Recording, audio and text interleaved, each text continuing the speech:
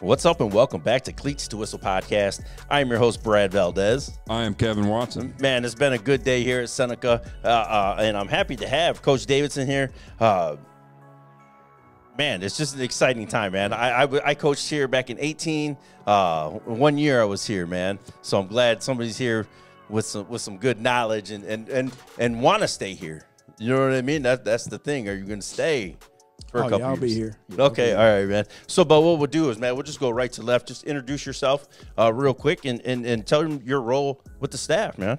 Yeah, man, I'm Stephon Howard, assistant head coach, defensive coordinator here at Seneca High School, back where I played, man. Love being back where it all started, man. It's a full circle moment. What year did you graduate from here? So I left in 14 and graduated from Southern in 15, but I'm a Red Hawk through and through, baby. I don't do that purple. Red Hawk through and through. I coached against him. There you go, man. I love it, How man. old I am. Yeah, and just go ahead and just introduce yourself and just give you, like, you know what I mean? You're the head coach, man. My name is Kenny Davidson.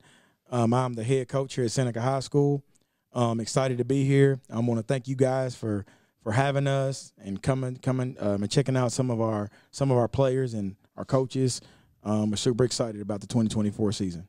Yeah, man. And what we do is, you know, I mean, we want to come out and give your community, you know, like, to spotlight you know what I mean, so you can be in front of it, you know what I mean, because Friday night, man, you feel like you're the enemy against the team across the field, and you could be doing that with the fans in the stand, you know what I mean. But if they get a, you know, like who you are personally, you know what I mean, maybe they won't do that, you know. Yeah, well, I don't know about that. I tell you, to be honest with you, Kenny and I go back a little ways, and he's a great guy, and I've circled this one on the calendar for a while, and I wanted to give him a little time to get his feet wet before we jumped in, and I think he's ready to roll now. Yeah, and just like the opening, you know what I mean, the opening of this podcast, man, just talk about this team a little bit. Well, the first thing is, you know, I think the kids are working extremely hard. Staff is working extremely hard, and, you know, when you have that mindset that you are going to outwork everybody, you know, you always put yourself in a position to be successful. And that goes beyond football. That's life. You know, in life we have to work, and we have to grind, and we have to continue to get better every single day, no matter what we're doing. So that's the kind of mindset we're trying to build here. And honestly, I think the kids and the coaches have bought in, and everybody's working extremely hard. What's the old saying? Hard work beats talent when talent don't work hard. There you go. That's I mean, exactly right. that is absolutely true. Yeah, and what's your thought about this? You know what I mean, coming back home, man.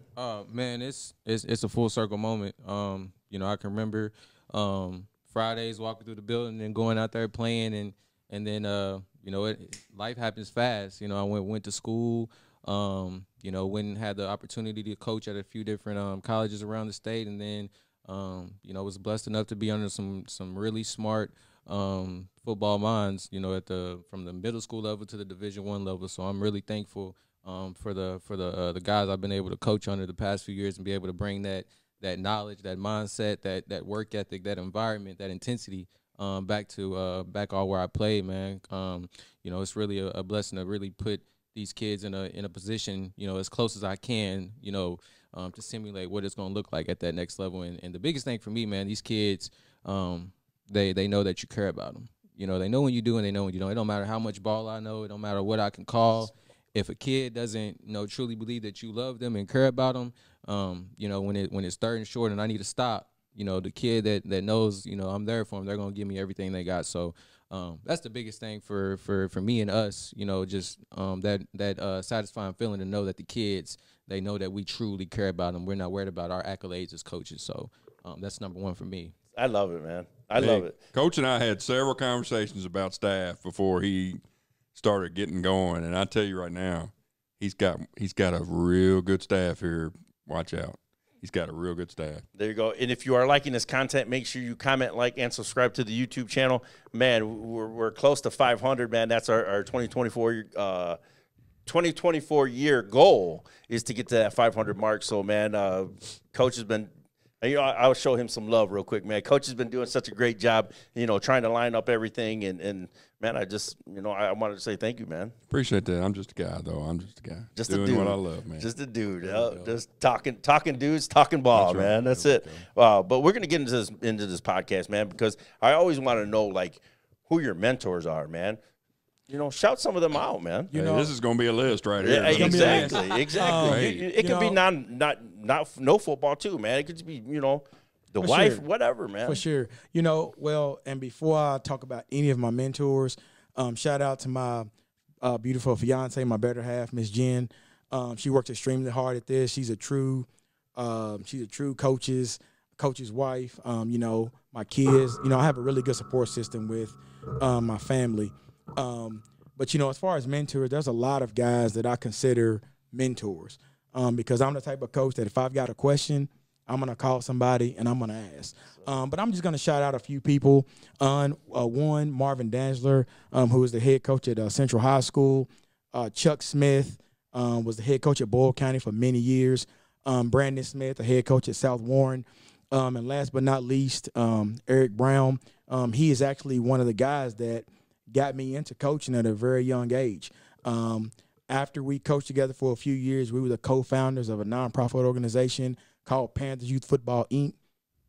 We had a 6U, 8U, 10U, and 12U team. And a lot of those young men that came through our program went on to have successful high school careers. You know, they had successful college careers. And I'm just thankful that I played a small part in their success in their life. And, you know, as far as mentorship, I can't talk about all these people without talking about my mom and my dad. They are my number one support system. They showed me what true unconditional love is all about. I've never seen my parents, you know, talk negatively about anybody, never judge anybody. They're just truly good people. And I thank God for that because that's the kind of life that I want to model, is just being a good person. You know, off the field, on the field, I just want to be a good person and be a good role model for our student athletes. And I will tell you, all the coaches that I mentioned earlier, there are several things that they have in common. One, they're great fathers, they're great husbands, they're great leaders of men. And for me, that's what I want to surround myself with. Even when I took this job, the first thing I wanted to do, I don't care about running power or trap, any of those things. I want guys that are good men and that's going to be good role models for our young men, because ultimately that's what it's all about.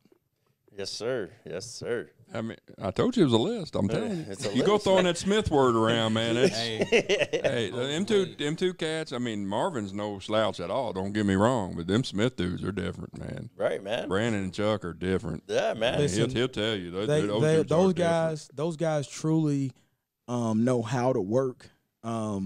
And, you know, it's no mistake why those guys are great coaches. When you talk about the guys that I just named, and I did forget one guy, Mr. Joel Taylor. He is the defensive coordinator at Allen County, Scottsville right now. I was with him for a really long time.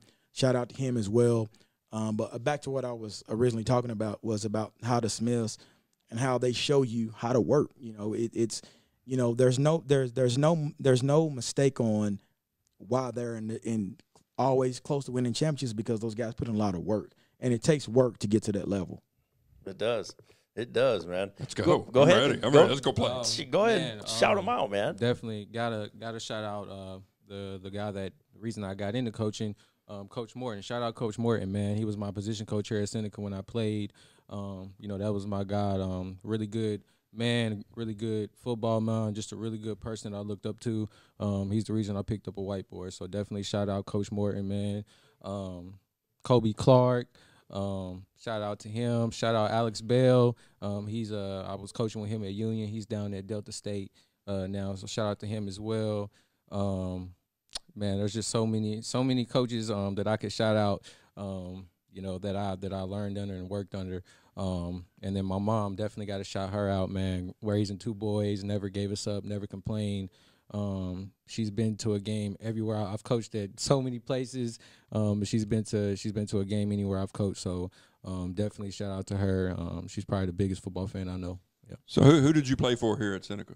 Coach Dover and Coach Boyd were the two guys like when I was worked there, that in man. there. Oh yeah, Coach Dover, I got you. I Coach got Dover, you. man. Shout out Coach Dover, Coach man. Dover's my guy, man. Hey, I we got you. won't say what Coach put on on this whiteboard right here, Coach Dover. We won't tell you that, man. Yeah, so So did you grow up in Kentucky?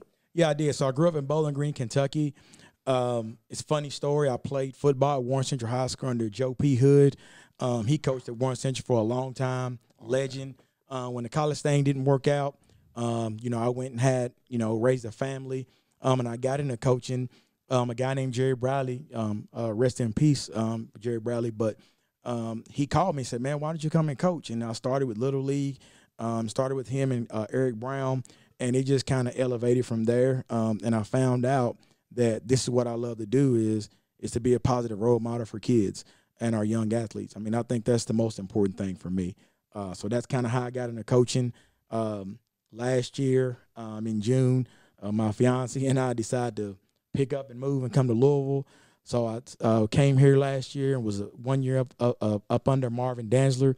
And it was a great experience for me being under Coach Danzler. I learned a lot from him. And as a matter of fact, Coach Danzler and I talk pretty much just about every day, just about ball, just about life. I consider him a great friend. So kind of my story. Yeah. Shout out Coach Rag, too. I forgot Coach Rag. Shout him out. Coach Danzler stole one from me because we were actually talking about coaching together, and Coach Danzler swooped in, batted his eyes, and got what he wanted. He did. With you growing up here, man. Yeah. What Little League team do you play for? Man, so I was a Highview kid. So I started off with the Louisville Patriots right behind TJ, and then was a Highview kid. So if you really played for the Patriots, you remember Coach Willie. Shout out Coach Willie. And then all my guys over at, the Highview circuit, Trayvon, Amari, TJ, all those guys, play with all those boys coming up. So definitely some good memories playing for those two. Good memories, I was at Moore about when he came out, so that was right in our backyard. Oh, yeah. Had some good times. We tried to keep as many of them dudes as we can, but it was hard, man. Oh, yeah. Man. Oh, yeah. The number you wear, did that have a meaning? So I wore 6. I remember that was that's my birthday. So 6, that was pretty much the only number that really had any meaning behind it for me. Yeah. That was just your birthday? Yeah. Oh, okay. Yeah, just my birthday. Yeah. Nothing crazy. No player or I'm not gonna make up a no lie. Nah, I'm not gonna do that. Hey, Jerome Bettis was number 6 in college. So Jeez. Come on, man. I'm a Steeler guy, man. Steeler stuff, man. Jeez. And what about you, Coach? Well, in high school, my number was 22. I don't know why I like 22, but that was my number. So I don't. That's all I can tell you. 22 was my number. Really? Yes, was sir. that Roger Craig at San Francisco? No, Roger Craig was actually number 33. Shout out to the San Francisco 49ers. I do my research. 5 Super Bowls. He's got the helmets on his desk. Story. I know. That's why I said I seen the Michigan helmet, and I was like, well, I think we need to wrap this up. Crazy real they quick. both was in the he like funny how that works, don't it? This guy. Look at it. Some people just win, Coach Howard. That's all. I mean, people just winners. What's your team in the NFL? Oh, Patriots, sir. Patriots? Yes, sir. Oh, my Any goodness. Any questions? No. No questions at this time. But ask him when he became a Patriots fan after they won I the remember 4 Drew Super Bowls. Bledsoe's and Bill Parcells and all them. You talking to a kid that knows his ball now. Okay. I'm Yeah. sorry, oh, Coach. Parcel. Yeah. Oh, man. Watch Okay, out. Coach, I'm sorry. Oh, Thought you might be a little bandwagon there. damn, man. He's getting hostile in here. Talk about NFL teams. What? Hey. But your favorite memories, man, playing ball, like coaching or, playing. For me, probably the greatest memories that I have is seeing young men succeed, whether it be going to college or when I see a young man walking with his family, taking care of his family. So for me, that is rewarding enough for me. Is to see the kids be successful, and of course win a state championship. That's always great. But at the end of the day, it's not about me; it's about the kids. And for me, just seeing the kids be successful is that's rewarding enough for me. Man, any experience or any moment I've had when I was able to connect with the kid, whether it can be from a football standpoint, whether it be from just the aspect of life, something they need to get over or get past to help them elevate, as a man, like that's satisfying to me more than anything. So I've had plenty of moments like that where there's maybe it's a certain technique where a kid is trying to get down in a certain coverage or whatever it may be, and then when that satisfying feeling that like, coach, I did it. That's just the best. Or it could be with life, it can be academically, just any type of moments like that where the kid has reached a level of success to where they're proud of themselves. You know, that's satisfying for me. And then as a player, you know, I'll always remember how I got my first interception. I think it was a number 1 canceled slot, ran up on a wheel, and I got under that wheel and got my first pick. So I'll always remember that. Yeah, I'm a very players coach. Like I want the players to be successful. It's about them for sure. And what about you as a player? Man, I think as a player, I think it wasn't even the on the field aspect of the game. I think it was in the locker room, the fellowship with your guys. You know, there's guys that I play football with that I still talk to once a month, or, you know, I see their kids are growing up. You know, those are rewarding things to me about the game of football. Is I think that football is one of the sports where you have to depend on somebody else to be successful. So, you know, the locker room bonding for me was probably my favorite memory of the game of football. There you go. And I love asking this question because this guy always smirks, man. He always laughs, you know. And I always want to know because I got hobbies. You know what I mean? Coach never had hobbies. I have hobbies, man. Yeah. And what are your hobbies outside of the game of football? Man, I'm a big nature person. I love just sitting out by the water, just sitting outside, you know, lakes, trees. You know, I'm that type of guy. I don't like doing all the video games and watching TV. I'm a big just being outside type person. There you go. That's stress reliever, man. Yeah. You know, me and my wife, we just started taking walks, man. Yeah. You know, I'm kind of, you know, husky. You know what I'm saying? I got to drop some weight, you know. But it's just a stress reliever, man. Yeah. Like I could just walk up these freaking mountains. You know what I mean? It's like that's a good hobby, man. Healthy hobby. Good habits. That's what I'm trying to do. Yeah, you know what my hobbies were? Drawing plays. That was my there hobby. We go. What about you, Coach? Well, for me, I really don't have a hobby. Well, I do have a hobby. I guess my hobbies would be, one is I value every moment outside of football with my family. You know, I have 3 children, 3 grandchildren, 3 stepchildren. So for me, spending time with them, that if I had any hobby, that's what it would be. You know, because I think, you know, family is the most important thing to me, you know, because they keep me grounded. You know, I think they're my support system. So, you know, anytime we can get together and I can spend time with them, that's great for me. You know, now I do love going to the beach, taking lots of naps, drinking lots of water, and getting in the water. This guy over here, you know what his hobby is? Taking out the laptop just to annoy his wife. That's what he used to do. That's what he used to do. She knew when the laptop came out. Oh yeah, it's on. It's on, baby. I will say I do have to learn how to shut it down because my mind is constantly thinking about football. But you know, it's hard. But I have to learn how to put that aside and concentrate on the things that are important. And again, I think for me, my family is most important. We're going to the beach on Dead Parade. I'm taking my kids, all my grandbabies, and I'm gonna put the phone down, the laptop down. I'm not gonna do anything football. Mm-hmm. There you go. Just take out a stick and draw it in the sand. Then probably. Damn, Coach. Hey, I'm telling obsessed, you. Man. Obsessed. You got to relax, wife, man. You're retired, man. You're retired I love now. It. Grind never stops. He never stops, man. That's why we always say, I always joke with him, man, you're going to get back in the game, man. Yeah. He always this says, is my game. Yeah, that's what's up. Co-host. Co-host. Let's go, baby. So what was the moment that you knew, like, I wanted to be a coach? For me, the first time I stepped out there with those kids and I saw how they loved the game, how they loved their coaches, you know. So for me, the moment I stepped out there on the football field, I said, man, this is what I want to do, is be a positive role model to the kids. So I knew the first time I stepped on the field.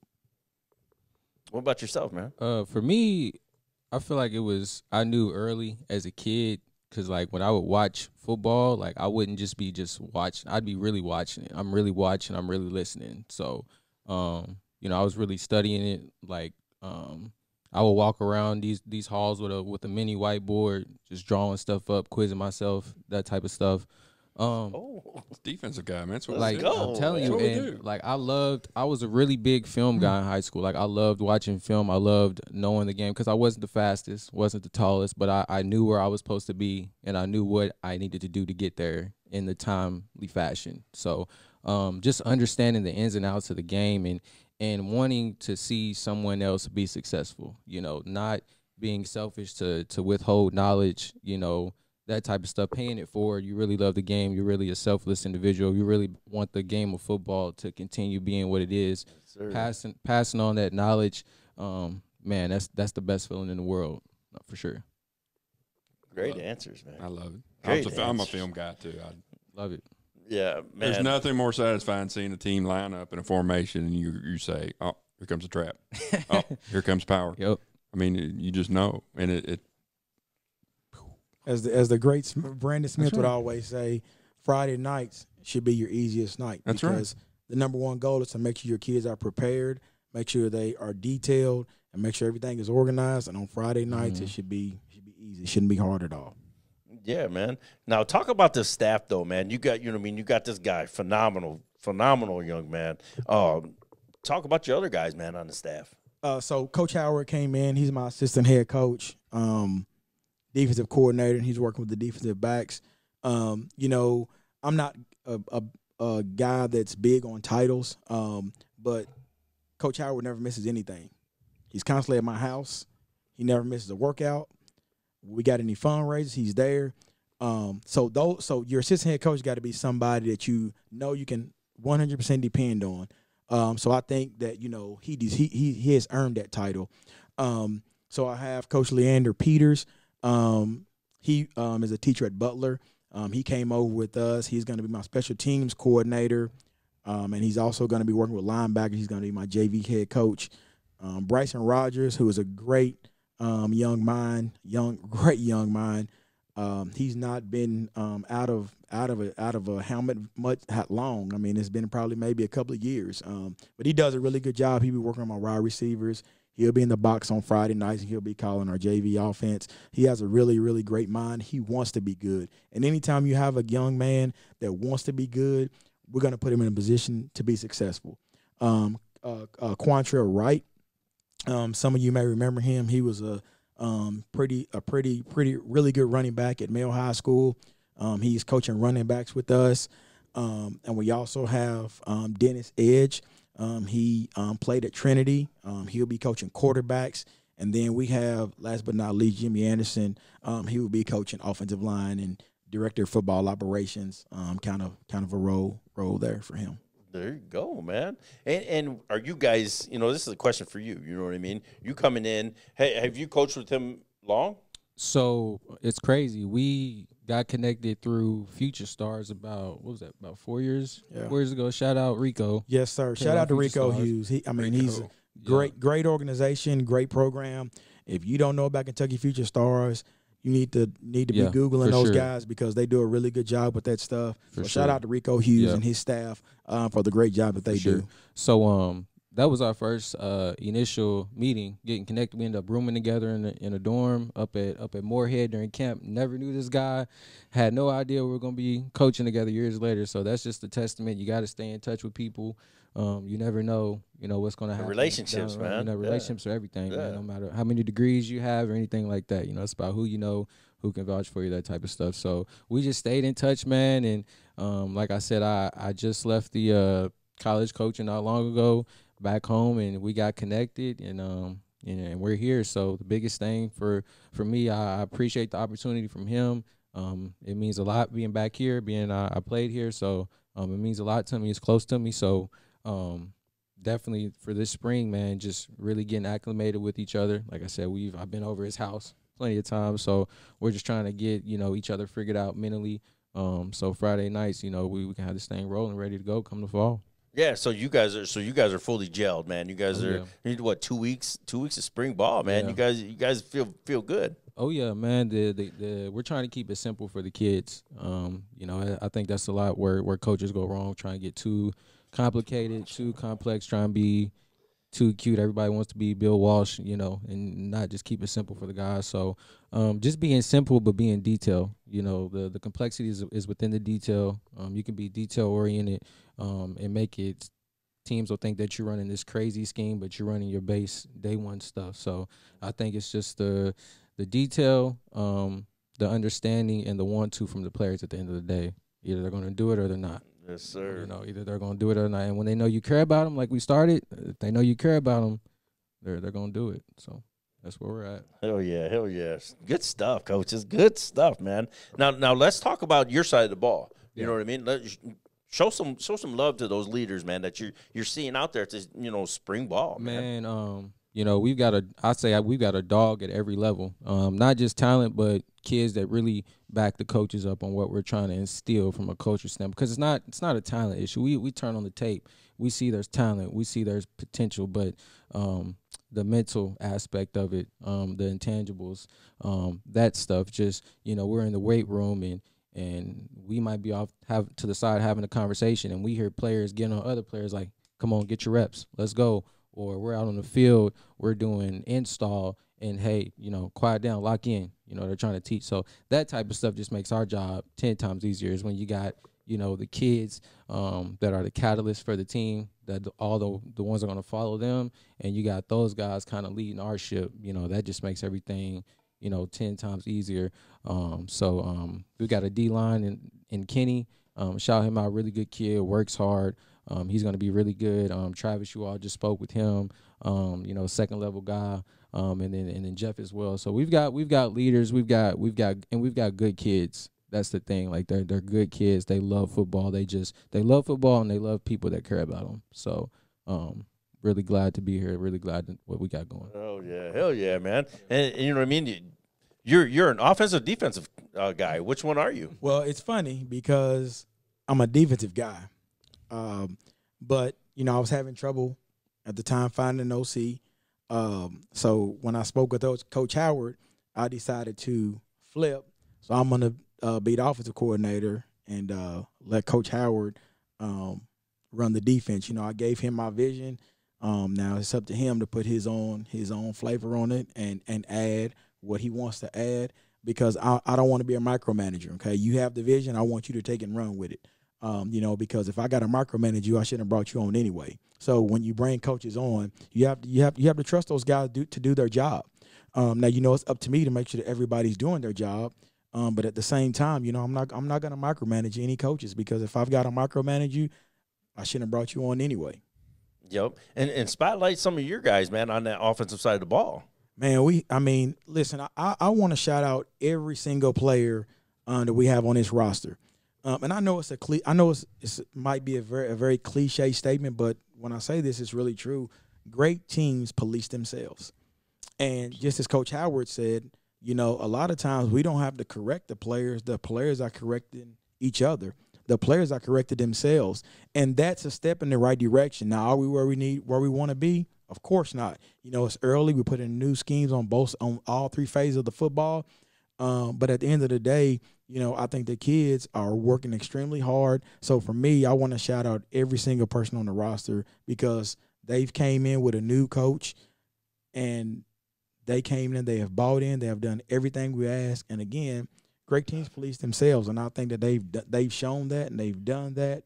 You know, since I've been here a part of this program. There's not a better feeling in the world than just try it one day, hang back, let the kids go out there and see if they start their dynamic warm-ups without you. Yeah, and I guarantee they will. When they do, you got them. Oh, yeah. I mean, if they're out there grab-assing and throwing the balls and punting, you know, receivers are punting, and you know you're in trouble. But if you go out there and there's a handful of guys that are getting everybody lined up and they start doing their warm-ups, that's when you got them.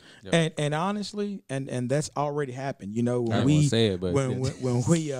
we first started, you know, the workouts, you know, we were trying to install what warm-ups we want done, you know, for speed, power, getting ourselves loose, etc. And now we kind of go out there and they just do it themselves, and we just kind of stand there and watch. And those guys do exactly what they're asked to do. So, you know, that's when they believe in what you're doing. So, you know, when Travis and JJ was talking about how, you know, they correct each other, I mean, they're policing themselves right now. And that means a whole lot. Again, when you do those types of things, you put yourself in a position to be successful. Now, does that mean we're going to win every game? Absolutely not. But I think with the way they're handling and conducting themselves, you're going to be able to compete and give yourself a chance to win. So, and also that's kudos to Coach Eckloff, man, for leaving it, you know, better than, you know, than he had it, you know, than he found it. You know what I'm saying? He did a really good job with this program. You know, so give a shout out to him. You know, and you got to look at, you know, it's more than wins and losses. I mean, structurally, he had the program where it needed to be. So now it's our job to come in and take it to the next level. But I agree, he done a fabulous, his staff, they did a fabulous job. I'll tell you right now, if you go out and win 2 playoff games this year, guess who your first phone call will be? Eckloff. Eckloff will be the first one to call you. And listen, he's been super supportive. When I took the job, every time I called him, he would answer. If I had questions, he would answer my questions. He would text me back. So, you know, little things like that, I appreciate those things because he didn't have to do it. You know, he had taken another job, but he took time out of his day to answer any question that I may have had, and I truly appreciate him for that. Yeah, so shout out Coach Eckloff, man. Keith Eckloff. Keith Eckloff, yes, not Eric. Man, did you hear that story? I called him Eric Eckloff. Oh my God, it was so embarrassing. That's like the most embarrassing moment, man, ever so far in the pod, man. This season, man, have you guys, you know, sat here and was like, okay, this is the goal that we want to achieve this year? Have you guys set your goals this year? Oh, you have to have goals. I mean, you know, if you want to be great, you have to have goals. You know, our goal is to go undefeated at home and win the district. You know, I think those are the first 2 steps of building a championship program. Now, does that mean we're going to do it? Does that mean I don't think we have competitive games on our schedule? Absolutely not. But for us, we have to have short-term and long-term goals. And again, our short-term goal is to go undefeated at home, win the district. You know, long-term goals in the future is possibly win a regional championship and go further, you know. But again, that doesn't happen overnight. Rome wasn't built in a day, so it's going to take us some time to build it. But at the end of the day, we're here, and we're here to build it. There you go. And what's one personal goal like you want to see like your position group achieve, man? Definitely limit the amount of touchdowns we allow as a secondary for sure. Definitely want the interceptions to be more than the amount of touchdowns we give up. So definitely want to get more than we give. For sure. No fly zone. No fly zone, baby. There it is, man. Yes, okay, man. Yeah. With you coming in and being from down south, man, are you bringing any traditions here? Well, I think, again, the mentors that I discussed earlier, I think all of them taught me something positive, you know, when I was with them. So for me, now it's my job to create my own culture and run things my way and do things a little bit different. You know, I'm sure there's some things that I'll still do.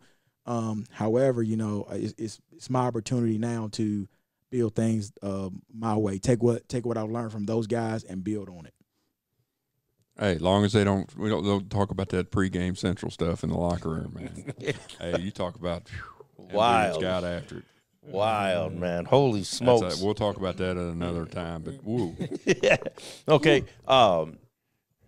Now, did you coach last year? I did. Okay. What did you learn? You know what I mean? Everybody learns something about themselves every year, man. What'd you learn about yourself last year?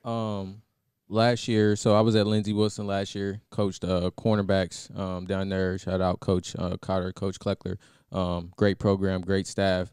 You know, the biggest thing for me that I found out about myself last year that I learned about myself, I would say that staying true to who I am as a coach, and getting those confirmations that, you know, I don't need to change who I am. I don't need to change my style.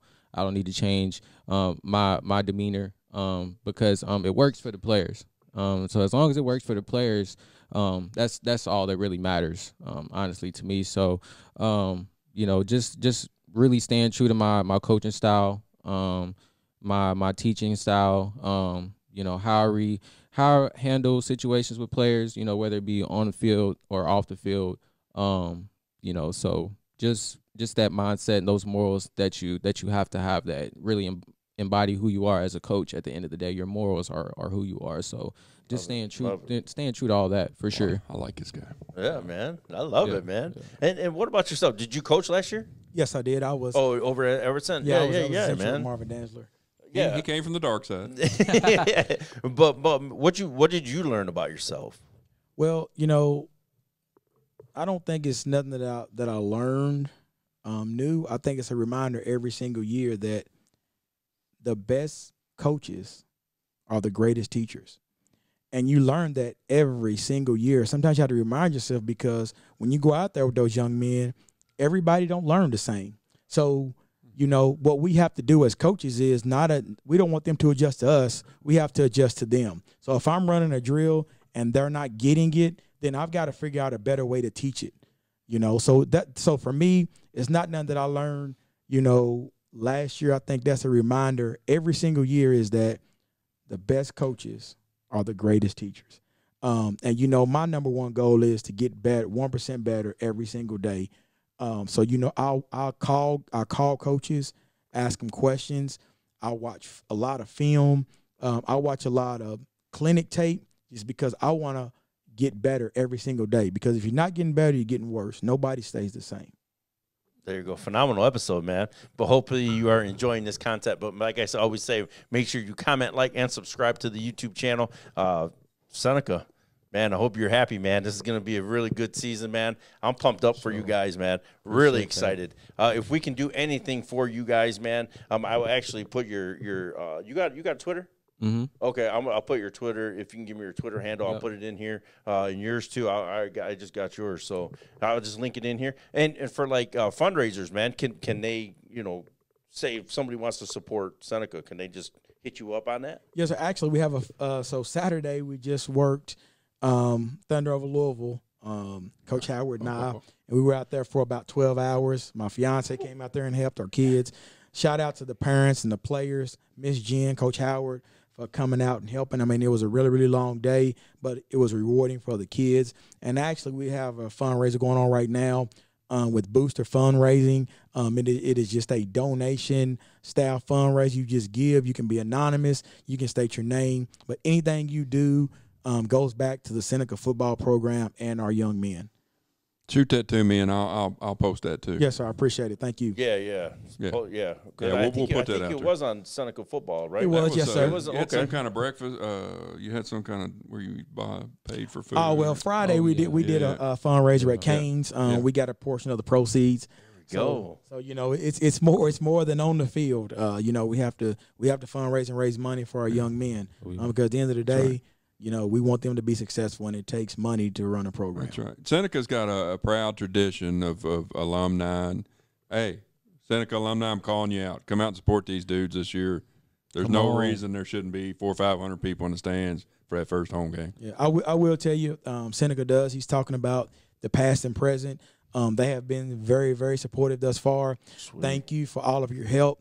And we really appreciate it. Yeah, this is what this podcast is all about, is you guys getting to know the head ball coach, man, and really understand like his vision and talking to some of his staff too. It's just just to get to know him, man. Yeah. Isn't this the place that they have the big grill set up over in the end zone? I'm not sure about that. I think they do. I think they got a guy that grills out in the end zone. Don't tell me that. I didn't get no grilled food when I was here, now, man. He might have moved on since you've been here, but they used to have a guy, and at the end of the night, if you go see him, he hooks you up. Just wink, wink. Take care of you. Yeah. Damn, man. I'm just gonna come to a home game just so I can see that, man. If he's here, we may have to come to. We're gonna have to come check these dudes. There you go, man. But like I always say, everyone has a story. We're here for them to tell it. And before we get off here, I want to thank the administration here. Mr. Clemens, our athletic director, does a really good job. Anything that I ask for, he makes sure it gets done. And there is nothing more rewarding and fulfilling than having an athletic director that does the things that are needed to be done. So shout out to him. And I want to thank you all for having us. We appreciate it today. Thank you. Thank you so much. What you all are doing for the city and the state is really, really good. So I really appreciate it myself, and we thank you for it. Yeah, we appreciate it, man. Appreciate it. You're my guy, so you know I'll be around. Yes, sir. He just wants to come for the barbecue, man. That's all. I got a coaching shirt for you too, Coach Watson. Just let me know. I when don't think I'm let ready. me know I when don't you're think I'm ready for that. I mean, you this guy's got it hey, under he's control, poking man. he's poking the bear. This guy's got it under control. I mean, you can even come be part time. I mean, oh boy. Like I always say, everyone has a story. We're here for them to tell it. Cleats to Whistle podcast. Thank you so much.